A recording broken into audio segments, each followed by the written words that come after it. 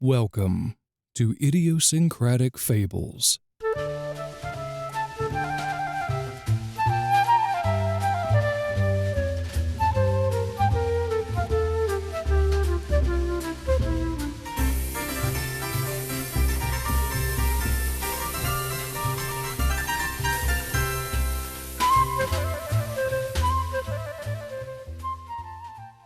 Ladies and gentlemen, welcome back to another episode of Idiosyncratic Fables, where it's a safe space that I've created for all of you to just share stories and be yourselves.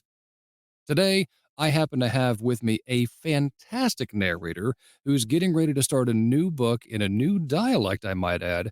Ladies and gentlemen, huge round of applause for the amazingly talented Sarah Kisco. Sarah, thank you so much for being on the show today. Thanks for having me, James.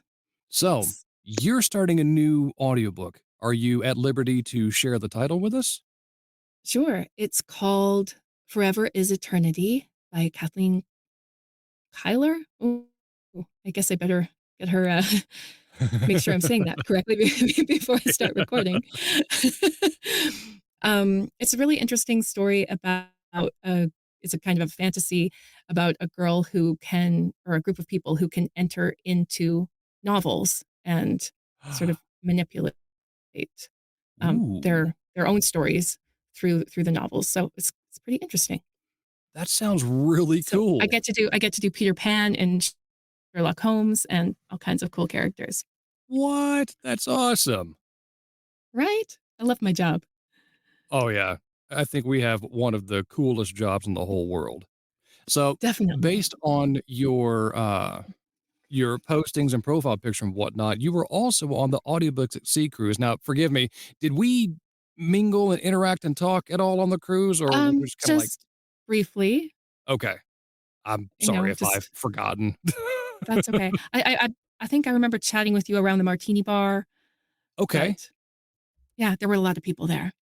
Oh my gosh. You're a big So guy, much so fun, you though. stand out. I do. I do tend to stand out. Um, yeah, at 6'4" and 260 pounds, I do tend to stick out a good bit. And to make it worse, I'm also that same crazy guy who has no shame in wearing a kilt, because kilts are fun. Hey, if you got it, flaunt it, right? Exactly. And for the listeners out there, no, I don't go full regimental. It's just a standard kilt with undergarments as well, so there. Thank you for clarifying that. I was Yeah. concerned. What was your favorite part about the cruise, outside of the workshops? Well, I got to visit some new countries that I've never been to before. I hadn't been to the Bahamas or Mexico. Okay. So that was great. This was my first trip post-COVID. So it was really, really nice to be able to travel. And the people in our group, well, and the rest of the cruise, they were great too.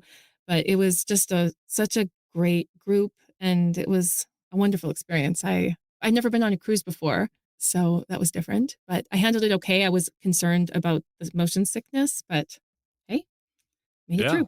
that's fantastic. Yeah, this was, my first civilian cruise, both for my wife and I, because I had been on several military cruises when I was a part of the United States Navy on the USS Kitty Hawk. So, being out to sea, was old familiar Yeah. territory, but it actually took a while for my legs and likewise equilibrium to catch up. Like, "Okay, guys, we've done this before. We've been Oh, out to see, sea. I Get your was life okay on together." this sea. It was when we got back, I was wondering if I was ever Oh. gonna get back to normal again. Oh my gosh, me too. I think I was down for about a week because my house was rocking back and forth. My husband was like, "Look, Sarah, there's you can get, like, a retirement community cruise where you can go around, like, the whole world and you're living on a ship," Mhm. and I said, "No."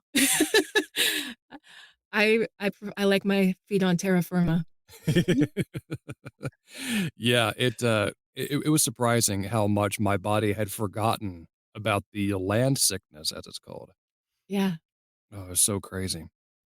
So, you came to me with an idea when I initially, when we had talked about being on the podcast, something about around the world in 80 podcasts. Tell me about that. Right, so that's a project I've come up with that it's just starting to take off. It's gonna be my summer project. Audiobook narration is sort of my night job, and my day job is I homeschool my kids who are 11 and 15. So Nice. that's a full-time job, and it's sometimes hard to find curriculum that I think is engaging for them. They kind of like we have some neurodiversity happening, and so it can be a challenge. So I was looking for a curriculum for a classic novel, and I thought, well, Jules Verne is great. Let's do Around the World in 80 Days. And I couldn't find one that really looked good to me. So I thought, why don't I do my own curriculum? And it kind of got out of control. And it turned out to be like months of me doing research and digging into all these places that they went and their modes of transportation and the whole history of colonialism. So I made up this whole thing and taught my kids and they said, "Mom, you got to share this with people." So that's sort of the background of how I came to this idea. So I love that. That is so cool. And my hat's off to you for homeschooling the kiddos. My wife likewise homeschools our kids here at the house. And so I easily tell everybody I talk to that arguably she has the harder job out of the two of us because that's a full-time gig on top of being a mom. it's a lot. Oh my gosh, But yeah. now that COVID's, now that we can do things, those were the hardest years when people Mm. were like, "That's not different for you." I'm like, "Oh." But it Yeah, is. We it actually is. we actually do leave the house. That's preferable. Yeah, as do we. We have a kinda like a community collaboration, group here within our city to where the kids can actually go to a building and take additional classes. So be it like a extracurricular activity or an additional science or history class, that kinda thing, foreign language, they have that facility to go and do that, and so when school year is in session, they can sign up for blocks of classes and go take that in conjunction with what they're being taught here at the house. Yeah, we do lots of things too, and we're about to go on a trip. My son is a gymnast, the older one, and he's going to the we're in Canada, where Okay. he's going to the national gymnastics competition in, it's basically just outside of Ottawa, the capital. So we're going there next week, and there's gonna be so much to do, all the museums and parliament, and I'm super excited. And zip lines, fun stuff too. Oh, that sounds so much fun. Um, so being an audiobook narrator, I love asking this next question. What got you started in audiobooks, let alone voiceovers? Well, my whole life, I've always been the person who loves reading aloud. When the teacher was like, "Who wants to read?" and everyone's cowering in the corner, I'm like, "I will read the whole thing. Don't worry about it."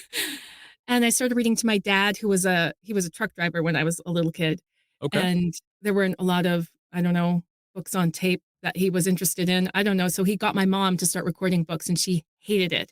So I was like, Mm. "I will record the books, Dad." And so I started recording for him, and then I would do CDs for my nieces and all kinds of stuff. And then when I started homeschooling, pardon me, I was just reading all the time. And I was looking for something I could do sort of on the side where I could set my own hours and that would be enjoyable, not too stressful because homeschooling is stressful enough. Yeah, um, so I started playing around with it. And then I did a few other voiceover things like some commercials and different stuff. But I found that the audiobooks is what I'm really passionate about. that's fantastic. What's been your favorite genre to narrate so far? I love doing like YA fantasy. Okay.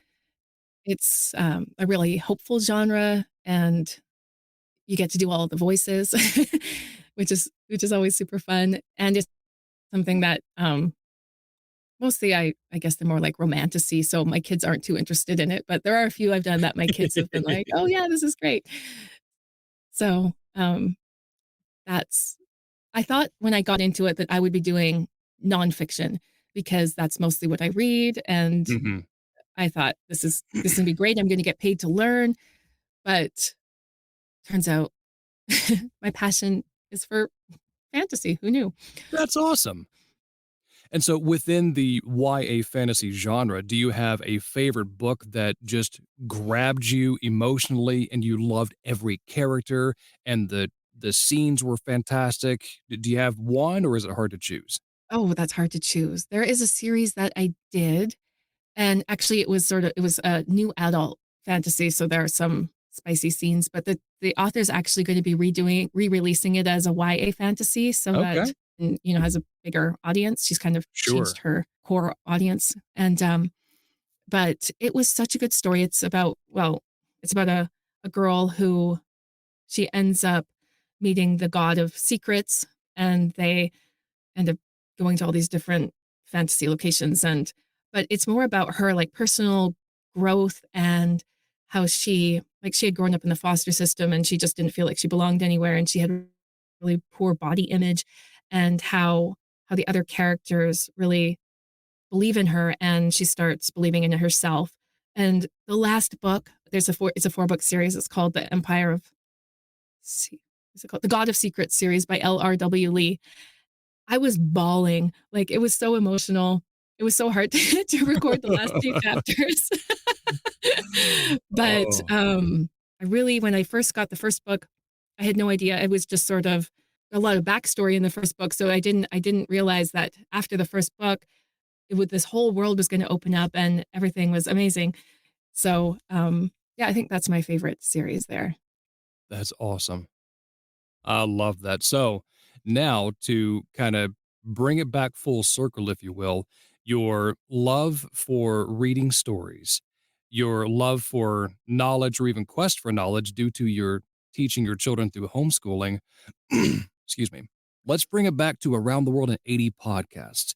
What is your ideal goal for this and what do you hope to see it happen? Like, where do you want it to go from there?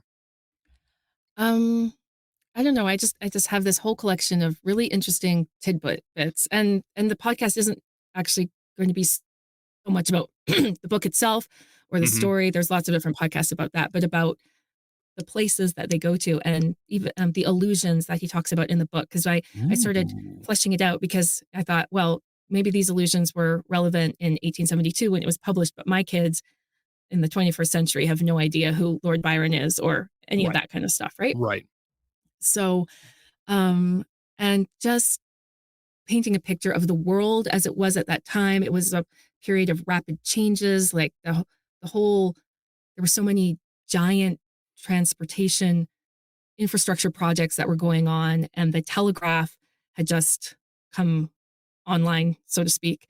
And and it was like the peak of the British Empire. So there Right. was just so much in the world that was going on, and they visit so many different fascinating places that the point of the podcast is just contrast what was going on then with what's going on in those places today, and just giving a bit of perspective of where we are in the world and how we got there.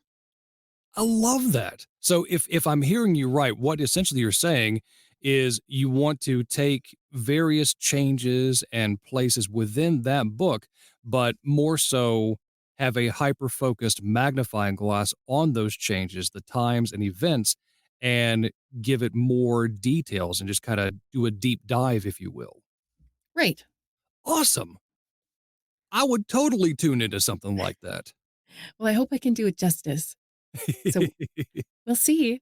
It'll be fun anyway. It's been a really great the whole thing has been a great experience. Just I learned so much so that and I found it so interesting that I'm hoping that there will be other people who feel the same way.